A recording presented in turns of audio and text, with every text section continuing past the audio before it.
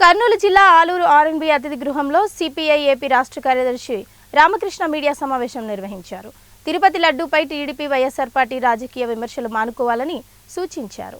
కర్నూలు జిల్లాలో వెనుకబడిన ఆలూరు ప్రాంత అభివృద్ధికి కృషి చేస్తామన్నారు. ప్రజలకు అవసరమైన మౌలిక వసతులను కల్పించడంలో పార్టీలకు అతీతంగా తన వంతు కర్తవ్యం నిర్వహిస్తూ ముందుకు వెళ్తామన్నారు. ఇందులో మతాన్ని కానీ కులాన్ని కానీ ప్రస్తావించడం కూడా అంత మంచిది కాదు. ఎందుకంటే అసలు నేను ఒకటి మాత్రం చెప్పదలుచుకున్నా, ముఖ్యంగా మన ఆలూరులో చెప్తా ఉన్నా. తిరుపతి వెంకన్న స్వామి ఆయన కూడా సెక్యులర్ గాడ్. ఎందుకంటే ఆయన భార్య బీబీ నాంచారమ్మ. బీబీ నాంచారమ్మ అందరూ తెలుసు ముస్లిం, స్వామి ఏమో హిందూ. కాబట్టి అప్పట్లోనే ఆయన చేసుకున్నాడు, అందరూ ఆమోదించారు కూడా. కాబట్టి ఏమంటే తిరుపతి స్వామి అందరికి కావాల్సింది.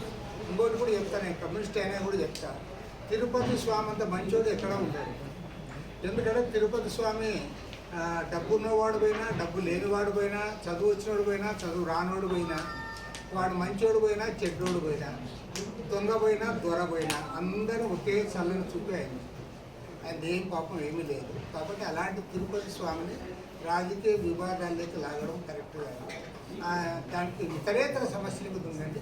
ఏదేమైనా సరే మన ముఖ్యమంత్రి చంద్రబాబు నాయుడు గారు ఒక సీనియర్ అడ్మినిస్ట్రేటర్, గత అనుభవం కూడా ఉంది. కాబట్టి ఆయన వెంటనే స్పందించి ఇప్పుడు సిట్ దర్యాప్తుకు ఆదేశించాడు. కాబట్టి ఆ సిట్ నివేదిక వచ్చేంత వరకు ఎవరు కూడా దాని గురించి మాట్లాడకుండా ఉంటే బాగుంటుంది.